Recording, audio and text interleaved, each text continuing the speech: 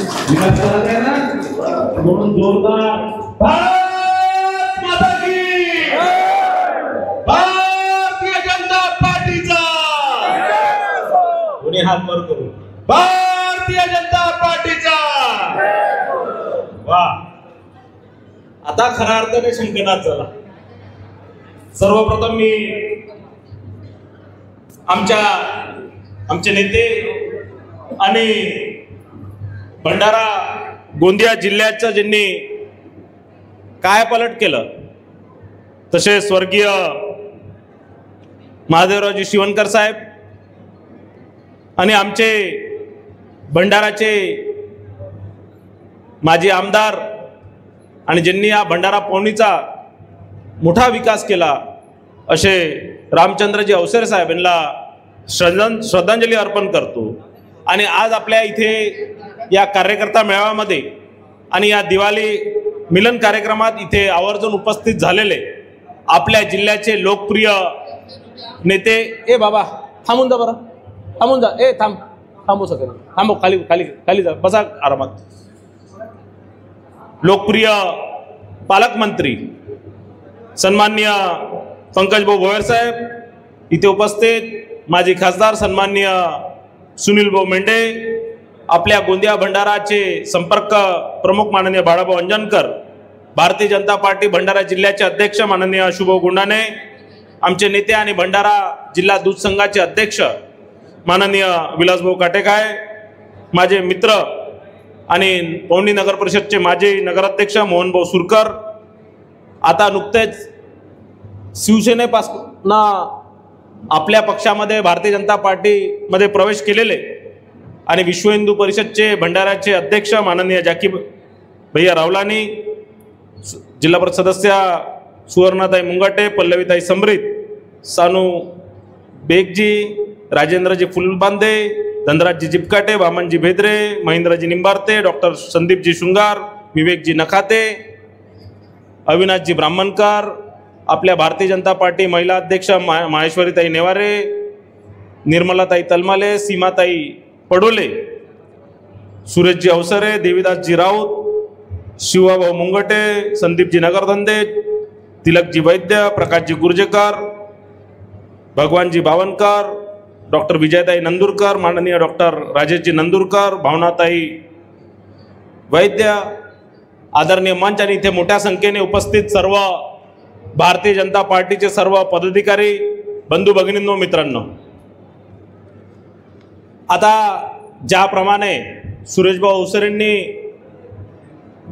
शंख फुकून, म्हणजे मी माझ्या आयुष्यात पहिल्यांदाच बघितलं की आतापर्यंत म्हणत होते की शंखनाद करायचा आहे आणि पहिल्यांदा शंख फुकून शंखनाद करणं पवनीपासून सुरू झालेला आहे। आणि या शंखनादातनं नुसतं पवनीतच नाही तर साकोली, भंडारा आणि तुमसर ज्या नगर परिषदेच्या निवडणुका आहे तिथे या निवडणुका आता आपल्याला जिंकायच्या आहे। आणि विशेष करून पवनी ही, कारण हे नेहमी भारतीय जनता पार्टीचा गड राहिलेला आहे। मागच्या वेळेस आपण इथे भारतीय जनता पार्टीची सरकार होती, त्या 5 वर्ष माननीय विलासभाऊ काटेकांच्या नेतृत्वात आपण मागच्याच निवडून आल्या होत्या। आमच्या वहिनी पूनमताई काटेकाय नगराध्यक्ष झाल्या होत्या आणि त्या 5 वर्षात सातत्याने आपण अनेक विकास कामं या पवनी शहरात केले।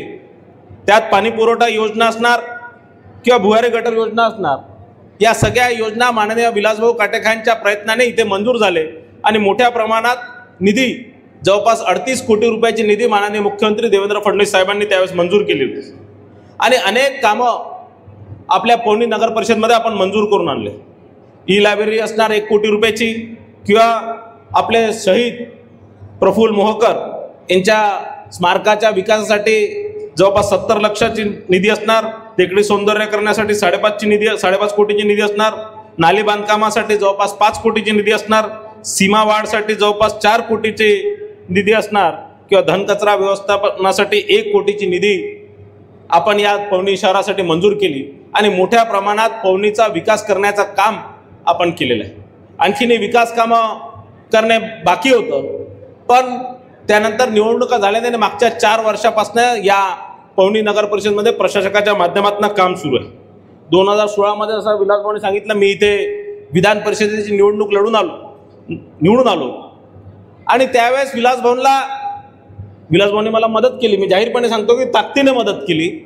आणि विलासभाऊला त्यावेळेस राष्ट्रवादी काँग्रेस पक्षाने दूध संघाच्या अध्यक्षाच्या पदावरनं काढलं. आणि त्यावेळेस मी 2016 मध्ये विलासभाऊला वचन दिलं की काही झालं परत तुम्हाला त्या दूध संघाच्या अध्यक्षपदी निवडून आणायची जबाबदारी मी घेतो आणि तुम्हाला वचन देतो की ज्यावेळेस निवडणुका होणार त्यावेळेस आपण तिथे तुम्हाला परत तुमचा विराजमान करू. आणि मागच्या 2 महिन्याभरा आधीच विलासभाऊला मी माझा शब्द पूर्ण केला आणि विलासभाऊला परत दूध संघाचा अध्यक्ष आपण बनवलं. आणि सातत्याने विलासभाऊ दूध संघाच्या, कारण हा आपला जिल्हा विदर्भातला सर्वात जास्त दूध उत्पादन करणारा जिल्हा आहे. जवळपास 5 लाख लिटर दूध आपल्या या भंडारा जिल्ह्यातनं संपूर्ण विदर्भात आणि महाराष्ट्रात जात असतं.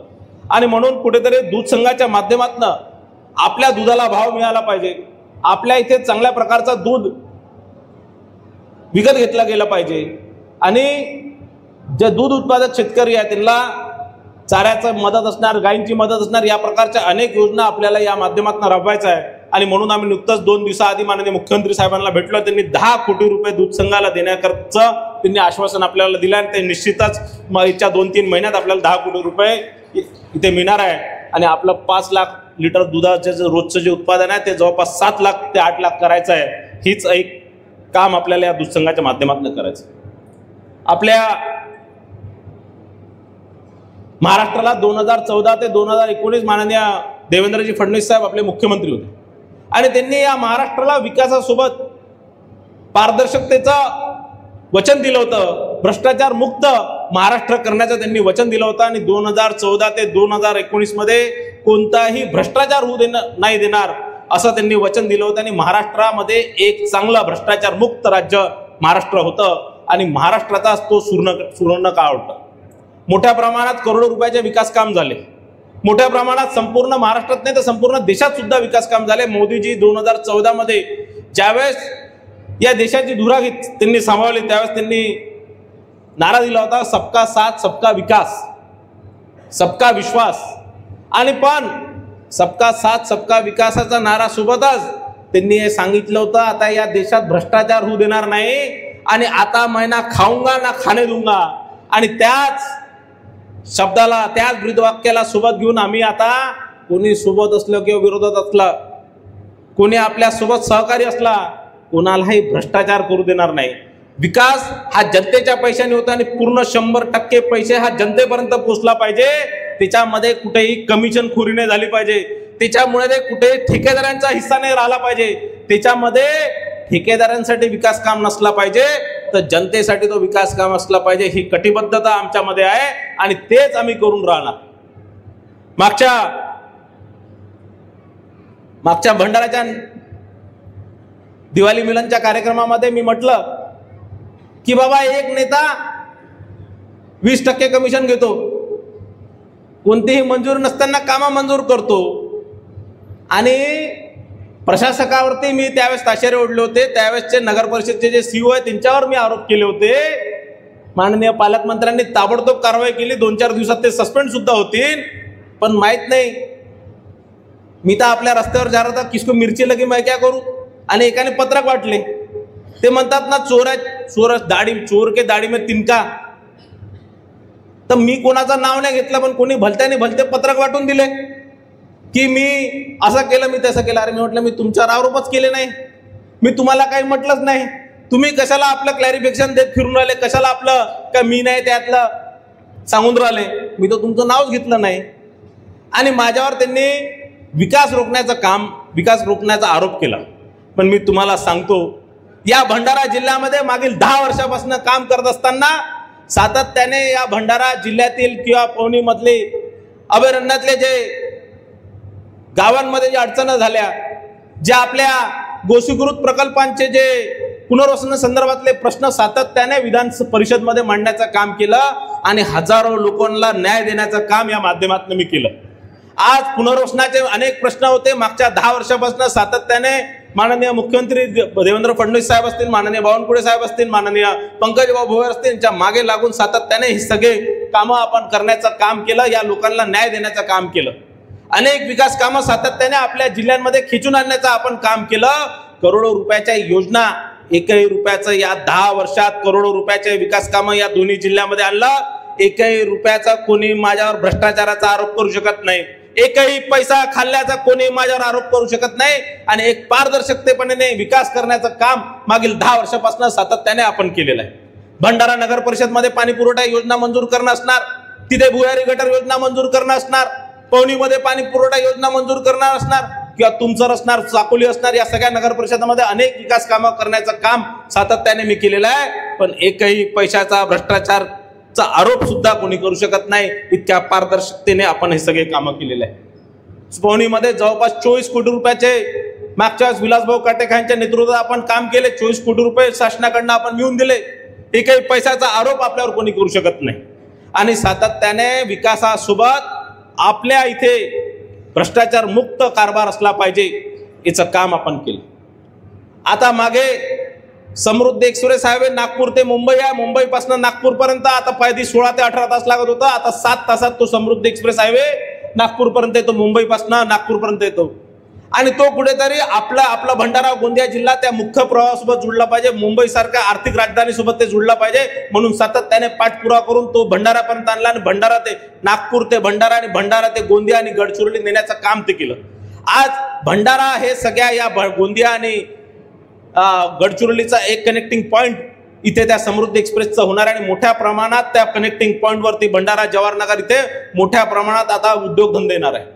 1 लाख कोटीचं आता गडचिरोलीमध्ये लोह खनिज आलेले आहे, त्यामध्ये मोठ्या प्रमाणात स्टीलचा उद्योग होणार आहे. लाखो लोकांना रोजगार मिळणार आहे. मग आपल्या पवनीमधला युवक तिथे जाऊन रोजगार करण्यासाठी त्या हायवेने जाणार, एक अर्ध्या तासात तिथे पोहोचला पाहिजे म्हणून तो हायवे आपण करतोय. इथून आपला तो युवक तिथे जाणार, दिवसभर कामधंदा करणार आणि परत येऊन आपल्या घरी आपल्या परिवारासोबत राहू शकणार. आणि म्हणून हा समृद्धी एक्सप्रेस हायवे आपण बांधतोय. निश्चितच राज्य सरकार मागील अनेक वर्षापासून सातत्याने या गोरगरीब जनतेसाठी, शेतकऱ्यांसाठी काम करते. लाडकी बहीण योजना असणार, जवळपास दरवर्षी 35,000 कोटी रुपये या महाराष्ट्राच्या लाडक्या बहिणींना आपण देत असतो. इथे मोठ्या प्रमाणात लाडक्या बहिणी, तुम्हाला सर्वांच्या खात्यात पैसे जमा झाले. हे विरोधक काय म्हणत होते की निवडणुका संपल्या की खात्यात पैसे येणं बंद होणार. बंद झाले का? बंद झाले की चालू आहे? चालू आहे ना? खरं चालू आहे की नाही आहे? हात वर करा बरं. चालू आहे. कोणाकोणाच्या खात्यात पैसे भेटले? पहिल्या लाईन मधल्या लोकांना नाही भेटले का? भेटले नाही पाहिजे. ते एक चांगली योजना या माध्यमातून केली. 45,000 कोटीचे जे शेतकऱ्यांच्या अनेक वर्षापासून 10-15 वर्षापासून ते वीज बिल होते, ते थकीत वीज बिल होते, ते माफ करण्याचं काम माननीय फडणवीस साहेबांनी केलं. आणि त्याच्या पुढे दरवर्षी 25,000 कोटी रुपयाचे तुम्हाला जे बिल येत होते तेही माफ करण्याचं काम फडणवीस सरकारने केलं. याच्यानंतर तुम्हाला एकही पैसे तुमच्या शेतीला एकही पैशाचं वीज बिल येणार नाही. आता नुकतेच वीज अतिवृष्टी झाली, मोठ्या प्रमाणात शेतकऱ्यांचं नुकसान झालं, आपले धान खराब झालं, मराठवाड्यामध्ये मोठं नुकसान झालं. 32,000 कोटी रुपयाची योजना या शेतकऱ्यांसाठी माननीय फडणवीस साहेबांनी आणली. आणि अशा अनेक कामं त्या माध्यमातून केलं. आता सांगितलं की जसं कोणसिरी आणि गडचिरोलीमध्ये मोठ्या प्रमाणात लोह उद्योग येणार, रोजगार निर्मिती होणार आहे. तसंच वेनगंगा निळगंगाची योजना 80,000 कोटीची, त्याचाही मोठ्या प्रमाणात आता काम सुरू आहे. त्यामध्येही मोठ्या प्रमाणात रोजगार आपल्या भागातील युवकांना त्यामध्ये मिळणार आहे. आणि अशा प्रकारचा एक रोजगार निर्मिती करण्यासाठी, आपल्या युवकांना रोजगार देण्यासाठी अनेक योजना माननीय फडणवीस साहेबांनी आणल्या. ते निश्चितच आपल्याला त्या माध्यमातून त्या मुख्य प्रवाहामध्ये आपल्या पवनीतला पोरगा तिथे रोजगार मिळाला पाहिजे, आपल्या भंडारातला पोरगाला रोजगार मिळाला पाहिजे. म्हणून आपण आता प्रयत्नशील आहे. मी माननीय पंकज भोयर साहेबांना विनंती करतो की जे गडचिरोलीमध्ये जे रोजगार मिळणार आहे ते नुसतं गडचिरोली पुरता नाही, तो कारण तिथे मोठ्या प्रमाणात विदर्भाच्या युवकांना रोजगार मिळाला पाहिजे, चंद्रपूर, भंडारा, गोंदियाच्या युवकांना रोजगार मिळाला पाहिजे. म्हणून तुम्ही त्या लॉयड्समध्ये बोलून आपल्या भंडाराचा एक कोटा, तिथे 1 लाख लोकांना रोजगार मिळणार आहे, आपल्या भंडाराच्या युवकांना तिथे रोजगार मिळाला पाहिजे. म्हणून आपण मुख्यमंत्री साहेबांसोबत बोलून त्याच्यातही आपला कोटा ठरवून घेतला पाहिजे, ही आपल्याला विनंती या माध्यमातून करतो. आणि आपल्या इथे मोठ्या प्रमाणात रोजगार निर्मिती झाली पाहिजे. आता मी काही जास्त बोलणार नाही, पण भंडारा पवनी या निवडणुका आपल्यासाठी फार महत्त्वाच्या आहे. मागच्या 4 वर्षात जोही भोगळ कारभार चालू झाला तो कुठेतरी आता बंद करायचा आहे. नगर परिषदच्या सीओच्या माध्यमातून जे मोठा भ्रष्टाचार झाला तो आता उघडकीस आणायचा आहे आणि कुठेतरी आपल्या सामान्य जनतेच्या पैशाचा आपल्याला यांच्याकडनं हिशोब घ्यायचा आहे. घ्यायचा आहे ना हिशोब घ्यायचा आहे ना. तर म्हणून यावेळेस नगर परिषदमध्ये आपला नगराध्यक्ष निवडून आला पाहिजे, आपले नगरसेवक निवडून आले पाहिजे. आणि मी तुम्हाला 100% खात्रीने सांगतो, कारण सर्वे रिपोर्ट आलेला आहे, सर्वेमध्ये आपण 100% निवडून आपला नगराध्यक्ष पवनीमध्ये बसणार. पण त्याकरता तुम्हाला आता आपल्या जीवाचं रान करावं लागणार, दिवसाची रात्र आणि रात्राचा दिवस करावं लागणार, रक्ताचं पाणी करावं लागणार. आणि प्रत्येक घरी 22,000 घर आहेत. किती 25,000 मतदार आहे, किती घर आहे इथे? 22,000 मतदार आहे आणि मला वाटतं 5-7 हजार घरं असतील. त्या एक प्रत्येक घरी man to man heart to heart connection करायचं आहे, प्रत्येकासोबत आपला वैयक्तिक संबंध निर्माण करायचा आहे. प्रत्येकाला पवनीच्या विकासासाठी भारतीय जनता पार्टीला मतदान देण्याकरता आपल्याला त्यांना कन्व्हिन्स करायचं आहे, समजवायचं आहे. आणि ताकदीने आजपासून, कारण शंकरनाथ झाला, पालकमंत्री साहेब आले आहेत, आजपासून ताकदीने प्रत्येक घरी घरी जायचं. जाणार की नाही जाणार? जाणार ना? हात वर करा बरं, कोण कोण जाणार? एवढंच लोक जाणार आहे घरी घरी? महिलांनी जाणार आहे का? तुम्ही घरी घरी प्रचार करणार की नाही? नगराध्यक्ष आपला आला पाहिजे की नाही आला पाहिजे? जर इथे भाजपचा नगराध्यक्ष आला, मी तुम्हाला 100% सांगतो, पवनीचा काय पलट झाल्याशिवाय राहणार नाही. आणि आपल्या कार्यकर्ता जो बेरोजगार आहे त्यालाही रोजगार मिळाल्याशिवाय राहणार नाही. कारण नगर परिषदमधनं शहराचा विकास होतो तर आपलाही विकास होतो की नाही? म्हणजे रस्ता चांगला बनला तर आपलं दुकान चांगलं चालणार की नाही? नाहीतर पत्रकार भलतंच छापतील किंवा कार्यकर्त्यांचा विकास न, रस्ता चांगला झाला, न लाईन चांगली झाली, पाणी आलं तर हॉटेल चांगलं चालणार.